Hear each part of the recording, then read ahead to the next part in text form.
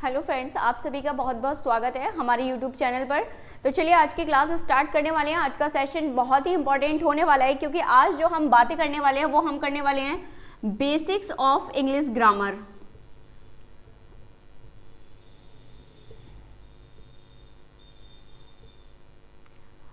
आज जो भी पॉइंट हम लोग यहाँ डिस्कस करेंगे वो हमारे रिलेटेड होंगे बेसिक्स ऑफ इंग्लिश ग्रामर। देखिए सबसे पहले मैं आपकी थोड़ी सी जो भी प्रॉब्लम्स है उनको थोड़ा इजी कर दूं। देखिए अगर आपको ऐसा लगता है कि इंग्लिश के कॉन्सेप्ट आपको क्लियर नहीं हो रहे हैं या फिर इंग्लिश आपको समझ ही नहीं आ रही है कि क्या कैसे इसकी स्टार्टिंग होती है, हमें कहाँ से इसको सीखना शुरू करना चाहिए, बहुत सारे ऐसे डाउट होते हैं कि मैं कहाँ से इंग्लिश ग्रामर पढ़ना शुरू करूँ को वो मुझको समझ आने लगे। तो देखिए मैं बिल्कुल आपकी जो है ये सीरीज स्टार्ट कर रही हूँ, बिल्कुल जीरो लेवल से स्टार्ट करूंगी। आपको बिल्कुल मैं ये मान के चल रही हूँ कि आपको इंग्लिश की ग्रामर का ए भी नहीं आता, तो वहां से हमें कैसे क्या सीखना है सारे पॉइंट हम यहाँ डिस्कस करेंगे। और इंग्लिश ग्रामर की जो एक बेसिक नीड है, क्योंकि जब तक आपका बेसिक क्लियर नहीं है आप लोग इंग्लिश की जो एडवांस लेवल है वहां तक आप उसको सीख ही नहीं पाएंगे। तो सबसे पहले आपका बेसिक्स क्लियर होना चाहिए, उसी के बाद हम लोग आपके एडवांस वाली क्लासेस भी कंटिन्यू करेंगे, ठीक है। तो सबसे पहले इंग्लिश ग्रामर देखिए, अब सबसे पहले यहाँ एक डाउट और क्लियर कीजिए, इंग्लिश ग्रामर और इंग्लिश लैंग्वेज दोनों एक दूसरे से डिफर हैं। देखिए लैंग्वेज क्या है, वो कंप्लीट लैंग्वेज यानी कि किसी भी भाषा को सीखना। अब वो हो सकता है कि आप वो नेचुरल वे में सीखें या फिर वो आप अननेचुरल वे में सीखें, बट जब भी हम लोग इंग्लिश ग्रामर की बात करेंगे तो इंग्लिश ग्रामर का मतलब ही है कि लैंग्वेज को क्या करने के लिए, लैंग्वेज की मिस्टेक्स को दूर करने के लिए जब हम किसी भाषा को सीखते हैं तो उसे हम उसके व्याकरण का रूप दे देते हैं, उसे हम उसकी ग्रामर का क्या दे देते हैं, बेस दे देते हैं। यानी कि क्या बारीकियां हैं, क्या खामियां हैं, वो सारी चीज हम यहाँ सीखते हैं इंग्लिश ग्रामर में, जिससे क्या हो सके कि लैंग्वेज को हम ब्यूटीफाइड कर सकें। इसलिए हम लोग इंग्लिश ग्रामर सीखते हैं। अब कैसे क्या इसकी स्टार्टिंग होती है जरा चीजें हम लोग यहाँ से समझना स्टार्ट करेंगे, ठीक है। देखिए सबसे पहले बात हो रही है बेसिक्स ऑफ इंग्लिश ग्रामर। बिल्कुल शुरू से मैं आपको लेके चलती हूँ जहां से हमारी स्टोरी शुरू होती है, क्लास फर्स्ट से। सबसे पहले हम क्या पढ़ने स्टार्ट करते हैं, सबसे पहले आपको भाई क्लास में क्या पढ़ाया जाता है इंग्लिश सिखाने के लिए, तो सबसे पहले हम लोग पढ़ना शुरू करते हैं इंग्लिश के लिए। अब भाई इंग्लिश के लिए आ ई तो नहीं पढ़ते, क्या पढ़ते हैं, अल्फाबेट्स पढ़ते हैं, ठीक है। हम लोग क्या पढ़ना स्टार्ट करते हैं, अल्फाबेट्स पढ़ना स्टार्ट करते हैं। और हमें बार बार ये बताया जाता है कि इंग्लिश के जो अल्फाबेट्स हैं वो टोटल कितने हैं। तो आप इंग्लिश के जब आप अल्फाबेट्स पढ़ते हैं तो वो कितने पढ़ते हैं, 26 अल्फाबेट्स आप लोग पढ़ते हैं, ठीक है। इसी को हम क्या कह देते हैं, देखिए कोई भी लैंग्वेज है, किसी भी लैंग्वेज को लिखने के लिए हम उसके क्या यूज करते हैं, सिंबल्स। तो इसी अल्फाबेट को ही हम क्या कह देते हैं, सिंबल्स कह देते हैं। अगर सिंबल्स भी पूछे जाएं कि इंग्लिश ग्रामर में कितने टाइप के या कितने आपके सिंबल्स हैं या कितने अल्फाबेट्स हैं, तो भी अपने को आंसर कितना करना है, तो भी अपने को आंसर करना है 26। बहुत ही पोलाइट वे में सीखिए, बिल्कुल सारी चीजें आपको बिल्कुल अच्छे से समझ आएंगी, ठीक है। और इंग्लिश एक बहुत ही ब्यूटीफुल लैंग्वेज है, तो इसको बस थोड़ा सा पेशेंस के साथ आपको समझना है, ठीक है। सिंबल कितने हैं, सिंबल भी अगर पूछे तो भी आपको 26 बताना है। और अगर कोई आपसे पूछे कि लेटर कितने हैं, इंग्लिश ग्रामर में कितने लेटर्स यूज किए जाते हैं, तो भी आपको क्या बताना है, तो भी आपको बताने हैं 26 लेटर्स का यूज होता है, ठीक है। अब वो 26 लेटर्स आप सभी को पता है, ABCDEFGHIJKLMNOPQRSTUVWXYZ, ठीक है। ये 26 मुझे यहाँ लिख के देने की नीड नहीं है क्योंकि इतना तो आप सभी को पता है कि चाहे अगर बात हो रही हो अल्फाबेट्स की, चाहे बात हो रही हो सिंबल्स की, चाहे बात हो रही हो लेटर्स की, वो कितने हैं, 26 हैं, ठीक है। यहीं पे एक बात और समझेंगे, जब भी कोई आपसे क्या कहे कि लेटर तो भाई 26 है, बट जो इन 26 लेटर्स की जो साउंड है यानी कि इनको जो बोलने का तरीका है, इनको बोलने की जो आवाज है वो डिफरेंट हो सकती है। वो केवल 26 नहीं है, वो 26 ना होकर कितनी साउंड्स में चेंज हो जाती है। अगर इनके साउंड्स की बात की जाए तो साउंड हो जाती हैं 44। टोटल कितनी साउंड्स हो जाती हैं, 44। अब 44 साउंड्स कैसे हो जाती है, जरा इनको भी समझ लेते हैं। देखिए जब आप इन 26 लेटर को कैटेगरीज करते हैं तो ये 2 टाइप के होते हैं, एक होता है वॉबल और दूसरा होता है कॉन्सोनेंट। यानी कि ये जो 26 आपके अल्फाबेट्स थे, ये भी इनमें भी जो टाइप है वो 2 टाइप के हैं, एक है आपके वॉबल और दूसरे आपके कॉन्सोनेंट, ठीक है। तो इनकी जो साउंड है वो टोटल कितने टाइप की है, 44 टाइप की इनकी साउंड्स है। ये साउंड्स 44 टाइप की तो है, लेकिन जो वॉबल साउंड है वो है 20 टाइप्स की और जो कॉन्सोनेंट साउंड है वो है आपकी 22। 22 टाइप से हम कॉन्सोनेंट के साउंड्स क्या करते हैं, बोलते हैं। तो आई होप इतना मैटर आप सभी को क्लियर है कि क्या साउंड है, क्या लेटर है, क्या अल्फाबेट है, क्या सिंबल है। इसमें जो कंफ्यूजन रहता है, देखिए इसी को हमने चेंज कर दिया। 26 जो आपके अल्फाबेट्स हैं इन्हीं को सिंबल्स कह देते हैं और इन्हीं को लेटर्स कह देते हैं, ठीक है। सबसे पहला कंफ्यूजन ये दूर कीजिए, क्योंकि इसका मतलब क्या है, अल्फाबेट, लेटर्स या सिंबल का, ये किसी भी लैंग्वेज को लिखने के वो चिन्ह है, वो प्रतीक है, जिसके माध्यम से हम वो भाषा को लिखने में क्या करते हैं, यूज करते हैं, ठीक है। इसके बाद हमने क्या देखा, इसके बाद हमने देखा इन अल्फाबेट्स की, इन 26 अल्फाबेट्स की जो साउंड है वो साउंड कितने तरीके की हो सकती है। इन 26 अल्फाबेट्स में अल्फाबेट्स को हम 44 टाइप से साउंड कर सकते हैं, बोल सकते हैं, ठीक है। अब जो 44 टाइप की साउंड है वो भी क्या हो गई, 2 पार्ट में डिवाइड हो गई। क्यों डिवाइड हो गई, क्योंकि जो आपके 26 लेटर थे वो ऑलरेडी 2 टाइप में डिवाइड थे। फर्स्ट टाइप था वॉवेल और सेकंड टाइप था हमारा कॉन्सोनेंट, ठीक है। तो ये टोटल जो 44 साउंड है, इसमें जो वॉवेल की साउंड है वो 20 टाइप्स की है और जो कॉन्सोनेंट की साउंड है वो 22 है, ठीक है। 22 टाइप से हम लोग कॉन्सोनेंट के अल्फाबेट्स को साउंड करते हैं, बोल सकते हैं। आई होप इतनी बात क्लियर है, ठीक है। ये बहुत बेसिक सी चीज थी, लेकिन मुझे बता के चलनी थी ताकि ये सारी चीजें क्या है, बिल्कुल जीरो लेवल से क्लियर हो सकें, ठीक है। अब जरा आगे के और पॉइंट्स देखेंगे इनमें जो हमें क्लियर करने हैं, ठीक है। 1 मिनट रुकेंगे, आप लोग चाहें तो आप लोग इसका स्क्रीनशॉट भी ले लीजिए। चलिए जरा आगे की बात देखते हैं। अब आपको इतनी बात क्लियर है, चाहे लेटर कहिए, सिंबल कहिए या फिर अल्फाबेट्स कहिए, वो एक ही बात है, ठीक है। अब लेकिन अब थोड़ा सा आगे बढ़ते हैं कि इंग्लिश ग्रामर में भाई ये लेटर और साउंड ये वाला सिस्टम तो समझ आ गया। अब सबसे पहले क्या हुआ, धीरे धीरे चीजें बढ़ेंगी। अब क्या होता है देखिए, जैसे सबसे पहले क्या आया, लेटर्स आया। जब लेटर्स को हमने क्या किया, कलेक्ट करना शुरू किया, क्योंकि जैसे जैसे आप लैंग्वेज सीख रहे हैं वैसे वैसे लैंग्वेज में भी तो डेवलपमेंट हो रहा है चीज़ों का। तो जब हम लोगों ने क्या किया, लेटर्स का ग्रुप बनाया। जब लेटर्स को जोड़ा तो फिर वहां क्या बन गया, लेटर्स को जोड़ के वर्ड बन गया। लेटर्स को जोड़ के क्या बना, वर्ड बना। वर्ड का मतलब होता है शब्द, लेटर का मतलब क्या है, अक्षर। जब हमने अक्षरों को जोड़ा तो क्या बना, शब्द, ठीक है, वर्ड बनता है। जब वर्ड्स का कलेक्शन करेंगे, जब वर्ड्स का ग्रुप बनाएंगे, प्रॉपर मीनिंगफुल ग्रुप जब हम वर्ड्स का बनाएंगे तो वो क्या बनता है, देखिए एक छोटा ग्रुप हो सकता है, वो हो सकता है फ्रेजो। इंग्लिश में एक फ्रेज भी होता है, यानी कि एक छोटा सा ग्रुप वर्ड्स का। बाकी फ्रेज क्या है और डिटेल में वो सारी चीजें डिस्कस करेंगे जैसे जैसे आगे क्लासेस होती जाएगी, ठीक है।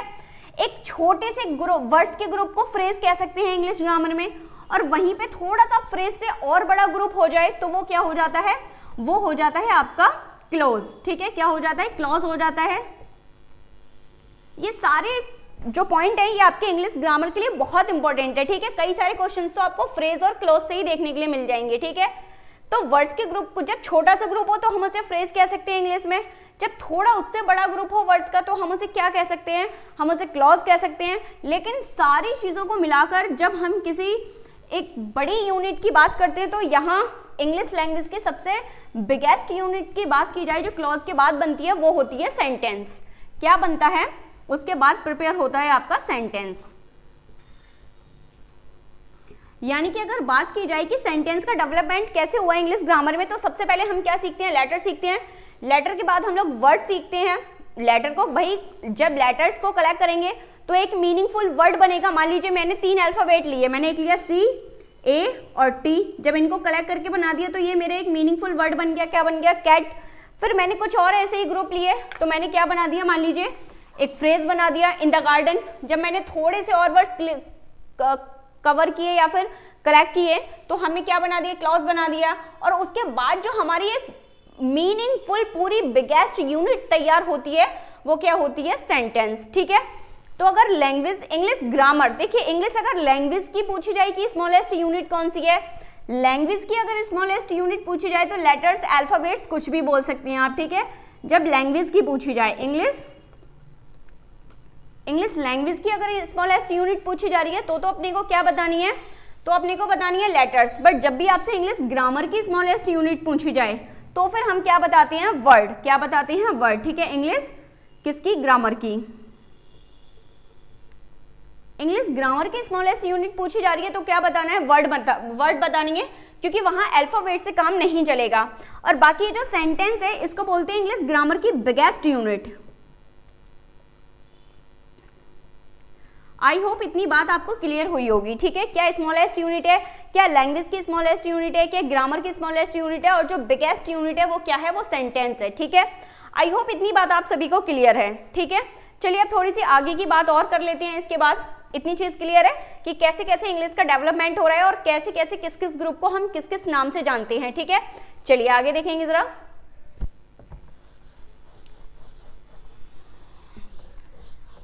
अब देखिए हम लोग बिगेस्ट यूनिट तक आ गए थे। हम लोगों ने सीख लिया था कि हम लोग जब वर्ड्स को कलेक्ट करते करते आते तो जो लास्ट बिगेस्ट यूनिट बनती है वो हमारी क्या बनती है, सेंटेंस, ठीक है।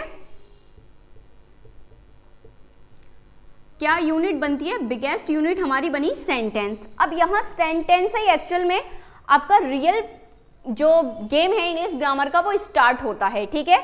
जो मेन रोल है, अभी तक तो जो चल रहा था वो केवल बेसिक तैयार हो रहा था आपका कि सेंटेंस तक मैं आपको ले आऊं, ठीक है। तो अब ये सेंटेंस क्या है और इसी सेंटेंस से अब आगे की चीजें एक के बाद एक ओपन होना स्टार्ट होंगी और इंग्लिश ग्रामर का जो पूरा खेल है वो स्टार्ट होगा यहाँ से, ठीक है। चलिए सबसे पहले बात करते हैं सेंटेंस क्या है। सेंटेंस को अगर बात की जाए तो क्या कहा जाता है, वाक्य कहा जाता है, ठीक है। सेंटेंस क्या है, वाक्य है, ठीक है। अब क्या इसकी क्या डेफिनेशन होती है, भाई सेंटेंस क्या था, मैं आपको एक एक वर्ड्स के ग्रुप करवाती हुई लेके आ रही थी। तो सेंटेंस क्या था, सेंटेंस की अगर जनरल से डेफिनेशन की बात की जाए तो क्या होती है, अ group of words, a group of words. एक तो ये याद रखें, दूसरी बात आप क्या भी कह सकते हैं, group of meaningful words, a group of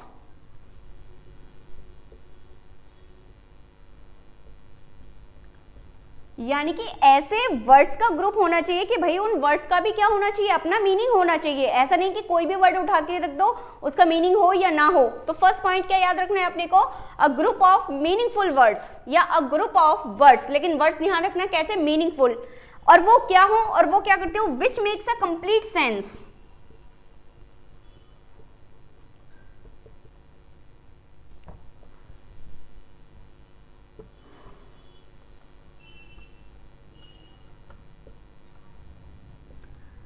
which make a complete sense, यानी कि ऐसे शब्दों का समूह, ऐसे शब्दों का ग्रुप या ऐसा मीनिंगफुल ग्रुप ऑफ वर्ड्स जो क्या करे, विच मेक अ कंप्लीट सेंस, जो एक आपको कंप्लीट सेंस देता हो, यानी कि अपनी बात को पूरा आपके सामने सेंसफुल वे में रखता हो, ठीक है। तो ऐसे ग्रुप ऑफ वर्ड्स को हम क्या कहते हैं, सेंटेंस कहते हैं। फिर से एक बार सुनेंगे, सेंटेंस क्या है, sentence is a group of words which make a complete mean, वो क्या करता हो, वो एक कंप्लीट सेंस देता हो, कंप्लीट मीनिंग देता हो, तब जाके ऐसे वर्ड्स ऑफ ग्रुप को हम क्या कहते हैं, सेंटेंस कहते हैं, ठीक है। जैसे कि अगर बात की जाए, मान लीजिए एक डेफिनेशन की बात करूं, वैसे तो डेफिनेशन यही हो गई, a group of meaningful words which make a complete sense या which make a complete meaning, that is called sentence. उसे क्या कहा जाता है, सेंटेंस कहा जाता है। लेकिन थोड़ा सा और इसको फैमिलियर वे में समझेंगे, ईजी वे में समझेंगे ताकि कोई डाउट ना रह जाए। सेंटेंस क्या है, सेंटेंस सबसे पहली बात आपको तुरंत ध्यान आना चाहिए, सेंटेंस क्या है, शब्दों का समूह है, ग्रुप ऑफ वर्ड्स है, और कैसे वर्ड्स हैं, मीनिंगफुल वर्ड्स हैं, ठीक है। मीनिंगफुल वर्ड्स होने के साथ साथ वो क्या होने चाहिए, वेल अरेंज्ड होने चाहिए। जब तक किसी सेंटेंस में वो जो वर्ड्स हैं वेल अरेंज्ड नहीं है, क्योंकि जब तक वो वेल अरेंज्ड नहीं होंगे वो कंप्लीट मीनिंग नहीं देंगे, कंप्लीट सेंस नहीं देंगे, तो तब तक वो हमारा क्या नहीं कहलाएगा, वो ग्रुप ऑफ वर्ड्स हमारा सेंटेंस नहीं कहलाएगा। क्लियर है चीजें। तो अब जरा जो डेफिनेशन बनेगी वो क्या बनेगी, एक बहुत अच्छी सी डेफिनेशन सीख लेते हैं। ये तो वो डेफिनेशन है जो जनरली आपको बुक्स में देखने के लिए मिलती ही मिलती है, ठीक है। तो बहुत ही अगर सिंपल वे में बात की जाए तो क्या हो जाएगा,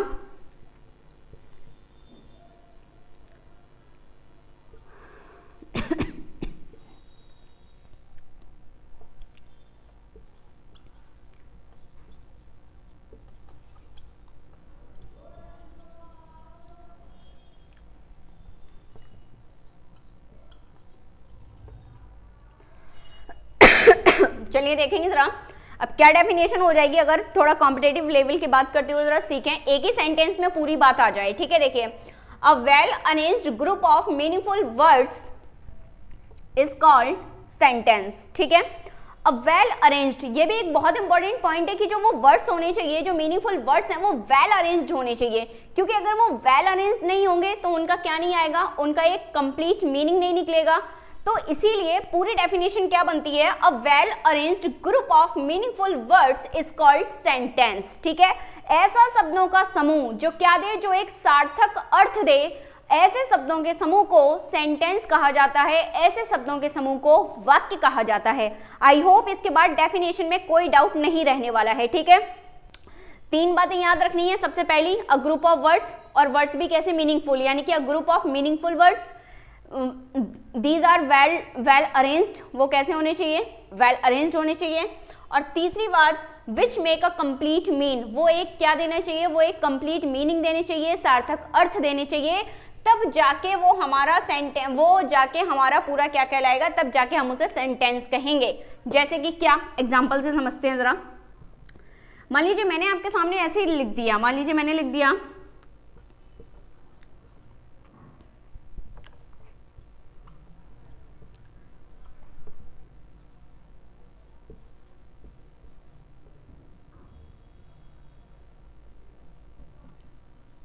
मान लीजिए मैंने ये लिख दिया, भाई है तो ये भी क्या, ग्रुप ऑफ वर्ड्स है, बट क्या नहीं है, बट ये वेल अरेंज्ड नहीं है।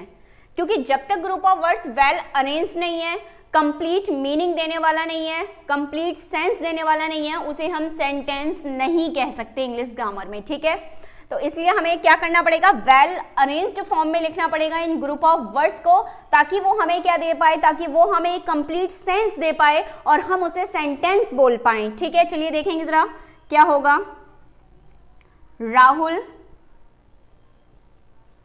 राहुल गोज टू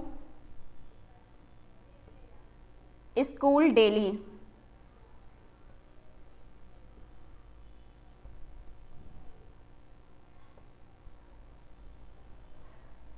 चलिए,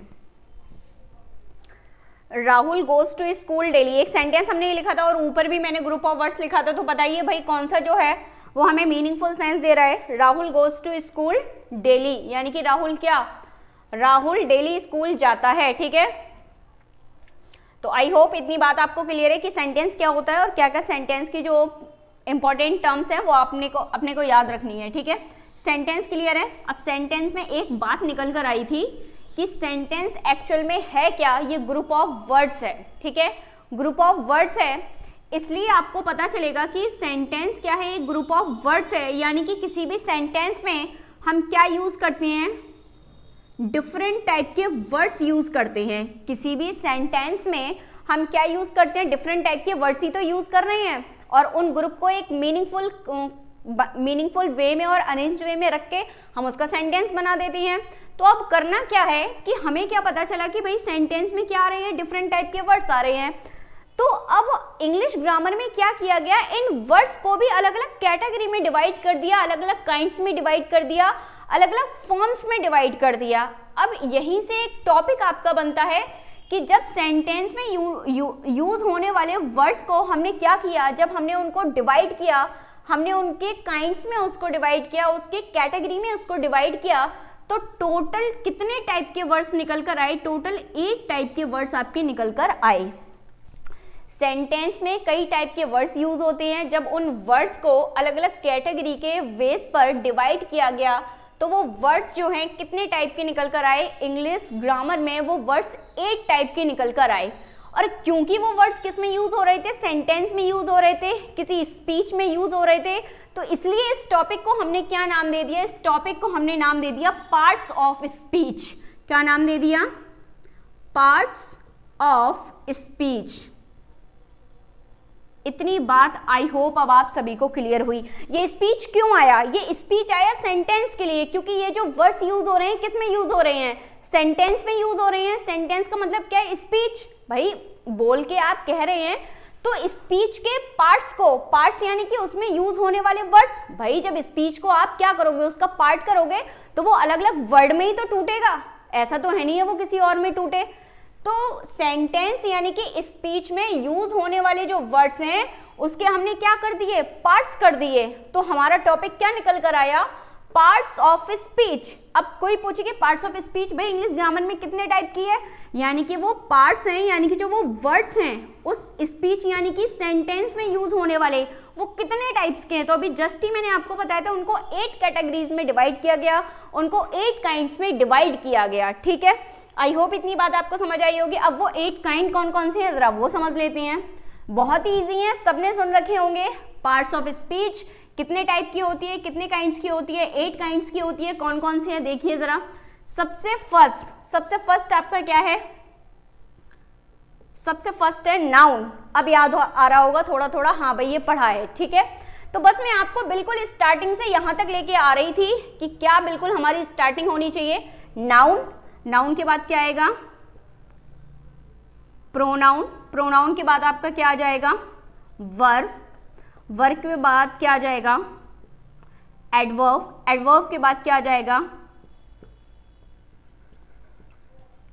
एडजेक्टिव, एडजेक्टिव के आगे और चलेंगे प्रीपोजिशन, आगे और चलेंगे क्या आ जाएगा, कंजंक्शन, आगे और चलेंगे तो फिर क्या आ जाएगा, इंटरजेक्शन।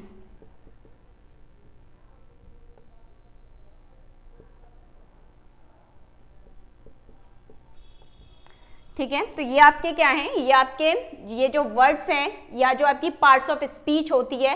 पार्ट्स का मतलब ही किससे है कि भाई जो जब स्पीच के हम पार्ट्स करेंगे तो वो वर्ड्स में टूटेगी। तो कुल कितने टाइप के वर्ड्स यूज होते हैं किसी स्पीच किसी सेंटेंस में, तो वो 8 टाइप के होते हैं। ठीक है, कौन कौन से हैं, फर्स्ट है आपका नाउन, सेकंड है आपका प्रोनाउन, थर्ड है आपका वर्ब, 4 है आपका एडवर्ब, नेक्स्ट 1 है, 5th आपका एडजेक्टिव, 6 है प्रीपोजिशन, 7 है आपका कंजंक्शन और 8 है आपका इंटरजेक्शन। अभी मैं यहाँ तक आपको लेकर आई हूँ। अब इसके आगे का जो डिस्कशन है हम लोग कल की क्लास में करेंगे। सो डेफिनेटली वीडियो आपके लिए बहुत ही हेल्पफुल है, बहुत ही इंपॉर्टेंट है। वीडियो पसंद आई है तो वीडियो को लाइक करेंगे, शेयर करेंगे और चैनल को अगर सब्सक्राइब नहीं किया है तो चैनल को जरूर सब्सक्राइब करें, क्योंकि आपको ऐसा ही इंपॉर्टेंट कंटेंट यहाँ डेली मिलेगा। तो चलिए, आज के लिए थैंक यू सो मच, कल मिलते हैं।